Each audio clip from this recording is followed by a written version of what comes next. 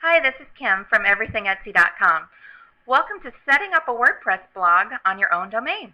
It's part of a 10-post multimedia series we're doing called Blogging Leads to Online Greatness. Not history book greatness here, but for many of us, if we manage to build ourselves a website, that is a historical event. We've got lots of posts on why to blog, but this video teaches you how to set up a WordPress blog on your own domain. So to walk you through the process, here's my sweet husband Tim with all the how-to and technical details.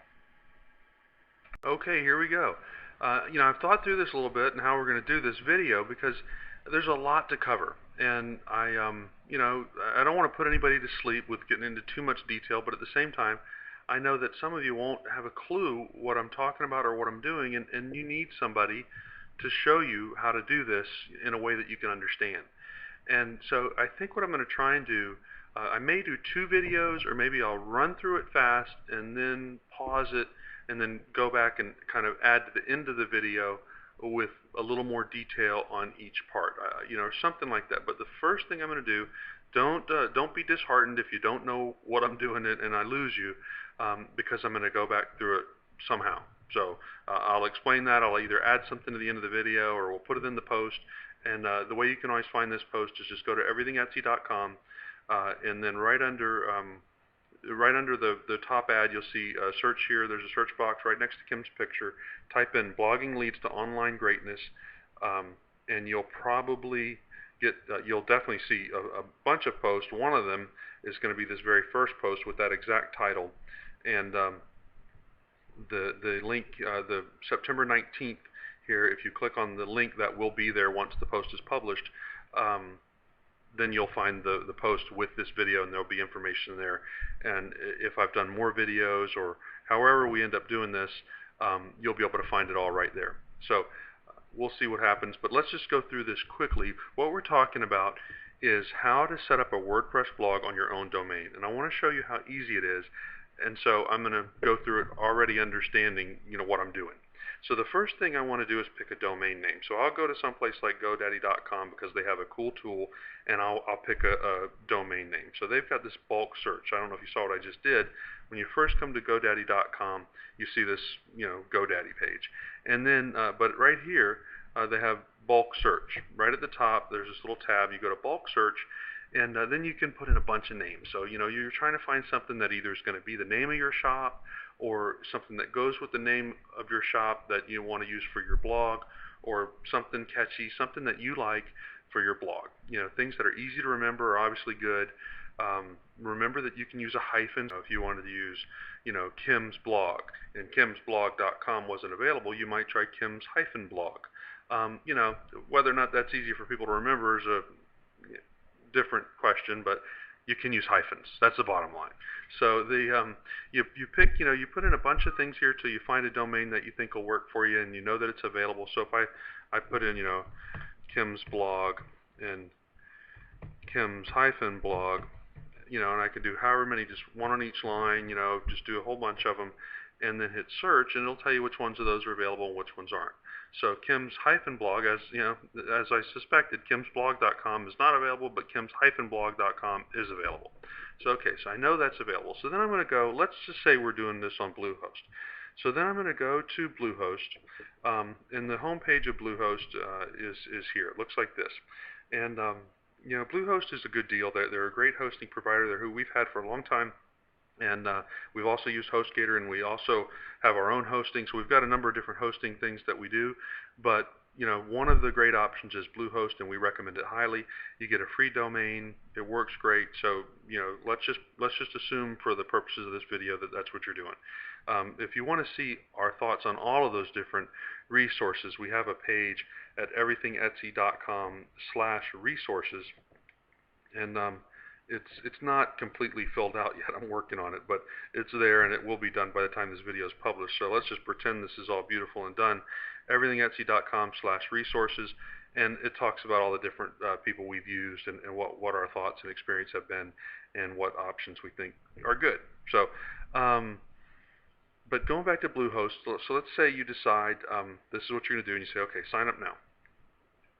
and then you'll put in, Kim's dash blog, or hyphen, whatever floats your boat, kims-blog.com, and hit next. You get a free domain. If you already had a domain, there was a box right next to that where you type in that domain name and you're just buying hosting at that point. The domain name's free, so the price is no different.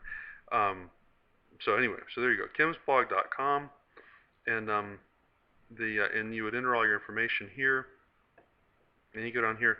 Most people can skip this Pro package and just use a regular Bluehost package. That'd be fine. And then as you'll see here with the little drop-down box, the price changes based on how long you go with at a time. So the let's just say whichever one you choose. Okay, say you do 12 months. I think you have to pay all of it at once for the first year, and then you can go to you can pay by every 90 days is the minimum that you can pay. So the you decide on some of these. You really don't need domain security. You can read the more information on these things. The only one of these you might want is privacy. If people have different opinions on the web about whether or not they want to be private, or they just this is who I am, and anybody that wants to find me can find me, and they don't do the privacy thing. But you choose there whether or not you want to pay $10 a year, and if you do that, then it makes it a lot harder for somebody to figure out who owns a particular website. But I wouldn't say that it makes it impossible. So anyway, credit card information, and you're good to go. And once you get all that set up, without actually buying a new account, I can't really tell if there's something else right after this. But once you get through whatever the initial steps are, you'll finally get a login code to something called your cPanel. So you'll log into your account and you'll see something that looks like this. And it'll be your control panel for your web hosting account. And you still don't have a website. There's not going to be anything at your address. If you go to your address, there's nothing there. Bluehost may have a parking page or some sort of placeholder page, but your website won't be there. And so what we want to do now, we've got a hosting account set up. It's good. We're ready to go. We want to set up WordPress, and it's really very easy. And I want to show you how easy it is to set up WordPress on your hosting account. You'll come to this cPanel screen, and HostGator also uses cPanel, and HostGator is another one that we recommend and have used and do currently use. So we use them both currently.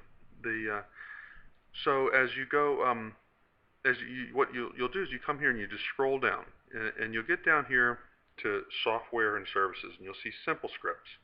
And you just click on Simple Scripts. So this is where I want to switch over and show you what happens if you're on HostGator. So on HostGator, you can see it's very similar looking because it's also the same software called cPanel. As you scroll down in HostGator, you get to the same thing, Software and Services, but you don't see Simple Scripts. You see two other options that do the same thing. One of them is Fantastico Deluxe. The other one's Quick Install. These basically are both installers that include WordPress as one of the options. So I just want you to not get confused if you happen to be on HostGator or some other host that has Fantastico, which is very common, versus Simple Scripts, which is what you'll see with Bluehost and a number of other hosts as well. So you'll click on Simple Scripts, and you'll end up seeing something that looks very similar to this. It's not exactly like this because it'll be Bluehost's particular version. This is a Simple Scripts demo, but it's very, very similar. And so you'll see that you've got all these different scripts, they're called, that you can install. These are basically softwares or website softwares that you can install in your hosting account, and you don't have to do much to it. So you'll see blogs. Now, WordPress is used for much more than just blogs now. But it's listed under blogs because it is generally a blogging software and it's great for blogs. So you see WordPress here, you click on it, and this comes up with Install WordPress, and you're going to do a new installation. This is the first time you've done it, so you install a brand new version. You click on that, and this will come up. This is going to come up showing some sample information from Simple Scripts demo, rather than what you would see. Yours is going to have a little bit different wording in it. Yours is going to say http //kims-blog.com, okay, and then that's what's going to be there. So that's unless you have more than one domain, But if you've just set up your account, you've got one domain, that's what's going to be there. And then there's going to be this slash and this empty box. You're not going to put anything in that empty box, and I'll show you in a minute when you would put something in that box. But if you want WordPress to be your main website software for running your website, which 99% of you who are listening to this video is exactly what you want, then you won't put anything in this box. You'll just leave it right there. And then you'll go down here and click this advanced options, and you can give it a name right now. You could say, Kim's blog instead of my blog, and this is going to show up on the website. So you'll say, whatever you want it to say. And you go ahead and pick a password here. Don't click that box, just type in your password, because you don't want to have to try and remember some randomly generated password. If you like randomly generated passwords, great. You don't have to do this. But if you want to use a password that you always use or a username that you're used to, you can do that here. Automatically create a new database should be checked, so leave that alone. And then you can skip these any extra things that they might install for you. I would say no to that and skip step 3. Obviously, you're going to have to say yes to step 4, and you'll hit complete. This is a demo, so I'm not sure what will happen if I hit complete, but I'll hit it and I'll pause the video if it seems like it's going to take a second, and we'll see what happens. But I can tell you what will happen if it doesn't. Yeah, it won't do it. I didn't think it would. So it would just say, you've successfully installed WordPress, and it'll have your login information and a link to your control panel. So let's go. Let me pause this a second, and then I'll pick up in a new spot. Okay, so now I'm at a Fantastico version of this. Remember I showed you that you can use Simple Scripts or Fantastico in other hosts.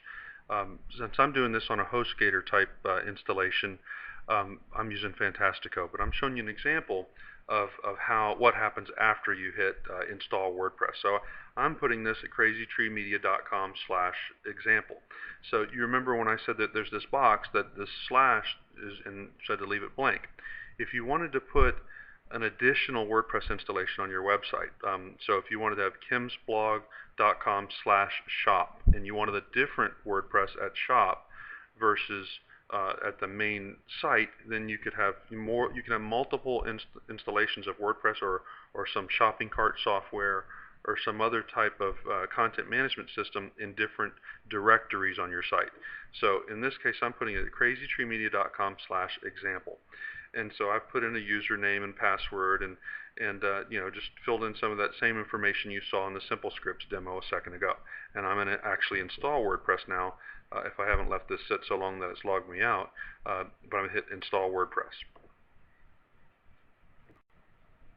Okay, and so Fantastico has installed WordPress for me. So now in Simple Scripts would tell you something very similar to this, and it would basically say, okay, you're done. And so now I can go to that address. Now I don't have the screen showing,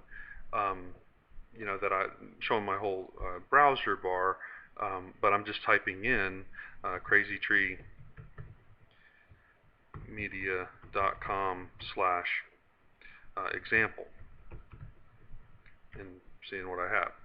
See, I have everything at C WordPress example. So it was that fast.